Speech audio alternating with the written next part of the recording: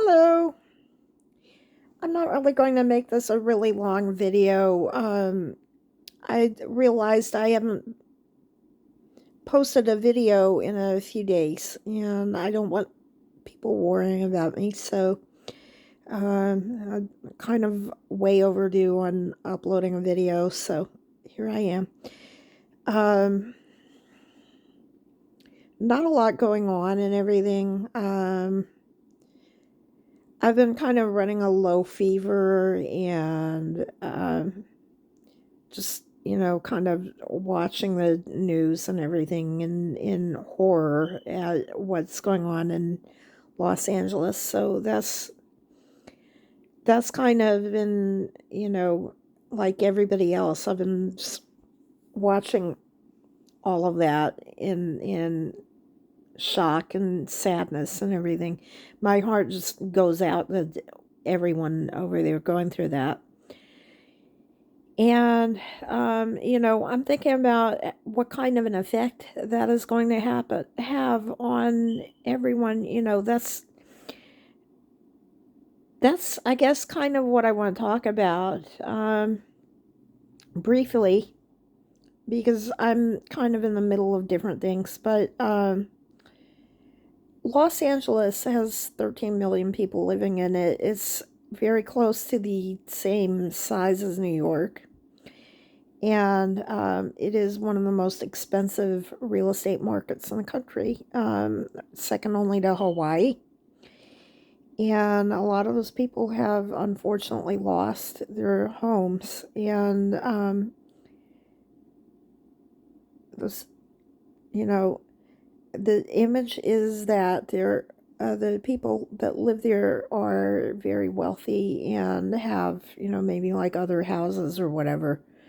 But really, you know, a lot of those people are just like barely able to afford the house that they have. So, they're maybe, their renter's insurance or a homeowner's insurance is going to pay for like maybe like a month or whatever to stay in a hotel, and then they'll be looking for places. And I kind of see this turning out the way that Cash for Keys did. And if you aren't really too familiar with it, maybe you're like Gen Z and you were a little kid when that happened.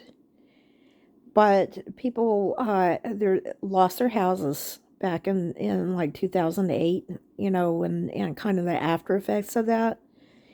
And the banks gave them like $10,000 to turn in their keys and not raise a big stink about it, which was kind of nice for them. They got money when they lost their houses, but then they flooded the real estate market, the renters market, and all the apartments raised the rent because they knew all these people that lost their houses were going to be renting apartments, and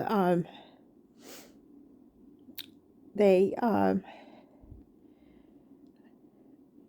they flooded the real estate market with high rent. I mean, the ability to pay a lot of rent, and that's what made all the apartments unaffordable right around like 2010, 2011. And a lot of renters lost their apartments, and it ended up creating a lot of homeless people that ended up being in the like those tent cities and stuff, and the Occupy movement and everything. And it was very bad. That's and that was the first time that apartments became unaffordable, was because of the cash for keys. And it was not really. It might have been nice if somebody lost their home and they suddenly had all this money burning a hole in their pocket, but then they also they outpriced a lot of people out of the market, and they ended up not being able to keep that money. and it really just ended up being used up in renter in people that were renting buildings out and everything. So the reason I bring that up is because that's probably going to happen again. And I see that kind of playing out because people that live in Los Angeles are paying a lot for rent. And a lot of people lost their homes, and I mean, we're seeing Mel Gibson in the news and, running his mouth. And I'm not even going to try to be apolitical about that. That guy runs his mouth. I'm Jewish. I don't like him. Okay, I don't like Mel Gibson. I had a crush on him when I was little. I don't now, and I have plenty of reason not to like him. Okay, so I'm not even gonna like try to be neutral about that. So he's a loudmouth, full of conspiracy theories and whatever. Let him run his mouth and everything, and no, I don't feel sorry for him. I'm glad he lost his home. After all the nasty stuff he said, he's an evil person anyway. Sorry to take a little joy out of that, out of what happened and everything, but he's a nasty person. And just the awful, awful stuff that man has said over the years and everything. I don't even feel sorry for him about what he's been through in the last week. I don't. And he's never apologized about any of the horrible stuff he said about Jewish people. And, you know, and I'm saying this as a Jewish person who is not endorsing what is going on in the Middle East. So I want to make that clear, and, so this is just a thing, that, so he's also not typical of what is going on in Los Angeles. There's a lot of regular people out there that are being horribly affected by that. And I used to work for State Farm, so I know how this works. Is when you get affected by a natural disaster. I took claims for the tornado in Oklahoma, and this was a while ago, obviously. But that really really big tornado, and they will pay for like a hotel room for people for a certain amount of time and everything. And then it's not paid for anymore after a certain amount of time. And people need to actually, find housing or whatever. And these people that are used to paying $4,000 a month or whatever for their moderately small kind of housing are suddenly going to be looking for normal housing, and they don't have it in their area, maybe coming to your neighborhood, and they have money to burn because they're used to spending $4,000 a month for a 2-bedroom apartment or 2-bedroom bungalow or whatever. And suddenly they realize they can get quite a bit more for that amount of money or whatever, or they can get what they were living in before.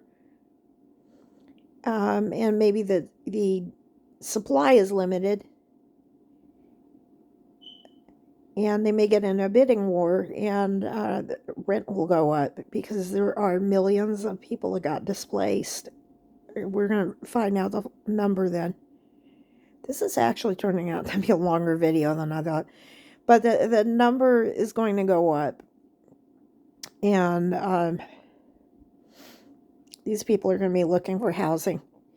And it's going to impact everybody. because that, when you get 5 million, or I don't think every single person in Los Angeles lost their home, but I think it could be 3 million or 5 million people impacted by this. They're going to be moving all over the country, and they're going to be used to spending, $4,000 a month on rent. And there's a limited supply of housing. They're going to be coming to your neighborhood and moving there, and they'll look at your rent and go, "Oh, this is $1,500 a month," and somebody bid on that. No, I'm spending 4,000 for the same place. I'll pay 2,500. I need a place to live yesterday, and your rent just got a lot more. Maybe not, maybe not today, but when you go to sign your lease to renew, it will go up. And this event will impact every one of you. Sorry to sound apocalyptic, but this is how that reverberates everywhere in the country. And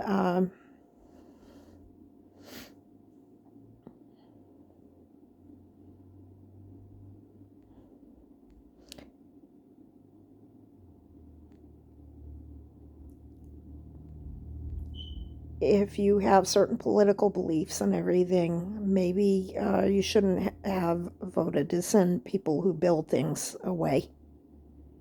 But it's too late for that, because that die has already been cast. So things are going to get very, very expensive very soon.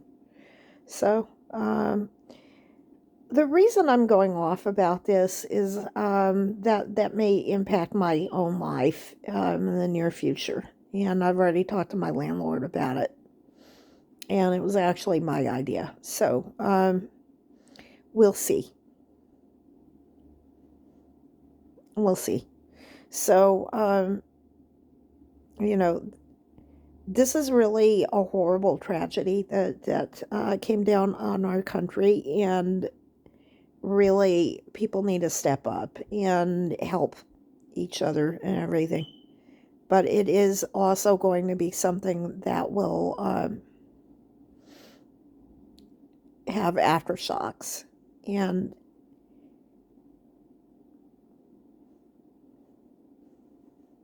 it's going to be big.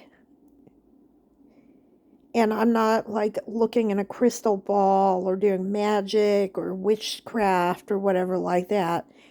I just see how things play out. That's my intuition. Yeah, my intuition is based on logic. It's, I can, it's very easy to see how that plays out. And I'm trying to kind of show you how my brain works on that. Is that this has happened before. People will be looking for places, and it has happened before, something similar like this. So try to be good to people, try not to be greedy, and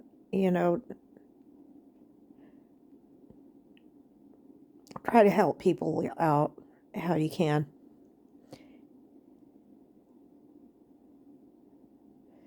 This is a little different from my normal vlog. Just because I have been glued to the TV just like everybody else. I'm watching these horrible scenes from Los Angeles just like everybody else. So I'm not any different from anybody else on that. It upsets me just as much as everybody else. But this is going to impact everybody. So anyway, that's how I feel, and I am freezing to death. It's not like literally, but it's really cold, and I'm in Florida, and I'm here in a snuggie, and I have the heat on, and it's set for 73 in here, and I'm still cold. So It's like I have a low fever right now, but it's not dangerous or anything, but um I don't feel comfortable. So anyway, that's kind of my thoughts about all of this, and have a good day. And I'm just going to upload this so people don't think that something happened to me or anything. But that's my thoughts on Los Angeles. So have a good day. Bye bye.